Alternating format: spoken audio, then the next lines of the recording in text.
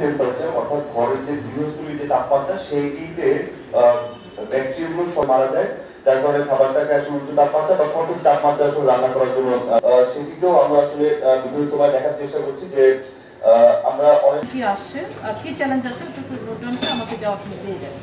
তো এটা সাইডে খাবার বিক্রয় করে যারা রাস্তার সাইড মোবাইল করে মাঝের এই সময়টা মানে 55 প্লাস মাইনাস এই সময়ের আপনার জনসংখ্যার যে এত বড় একটা চেঞ্জ, আমাদের একজন কৃষিবিদ, প্রাক্তন কৃষিবিদ এখনো না এক্সপার্টাইজ আছেন, উনি কিন্তু ওনার বক্তব্যকে সব ব্যাখ্যা করছেন। এই যে খাদ্যের নিশ্চয়তা দিতে যে আমাদের তো বিভিন্ন মিনস মানে বিভিন্ন উপায় বের করতে হয়েছে। বিভিন্ন সময় আমাদের প্রাথমিক বিদ্যালয় বা দামের পেছনে তারা যেভাবে মানে রাষ্ট্রের ধরার জন্য তারা যেভাবে মাঠে নামবেন, মানের মানে মান নিয়ন্ত্রণে বা মানটা কতটুকু ঠিক আছে এইটার জন্য তাদের সেই ধরনের কোনো ভূমিকা আমরা কখনোই দেখি নাই। তা আমি বলবো যে আজকে এই দিবস উদযাপিত হচ্ছে, আমাদের এই দিবস থেকেই শুরু হতে পারে।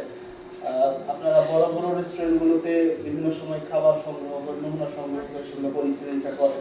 শুধু পরীক্ষা নিরীক্ষা নয়, তাদের শুধু সাবধান নয়, আমরা দেখতে চাই বড় ধরনের আপনারা অভিযান চালাবেন, পর্যায়ে হোক এবং বাণিজ্যিক পর্যায়ে হোক, প্রত্যেকটা জায়গায় আমরা প্রায়শই দেখি যে আমাদের দেশে আমরা এই রাসায়নিক সার ব্যবহার না করেও আমাদের জমি যে জৈব সার বা গোবর সার বা ভার্মিস কম্পোস্ট সার এগুলো ব্যবহার করে যে আমরা করতে পারি।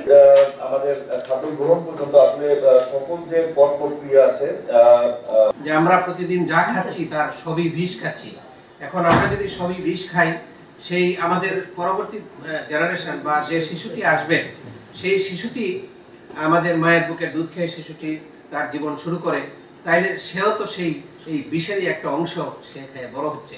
পর্যায়ে হোক এবং বাণিজ্যিক পর্যায়ে হোক, প্রত্যেকটা জায়গায় আমরা প্রায়শই দেখি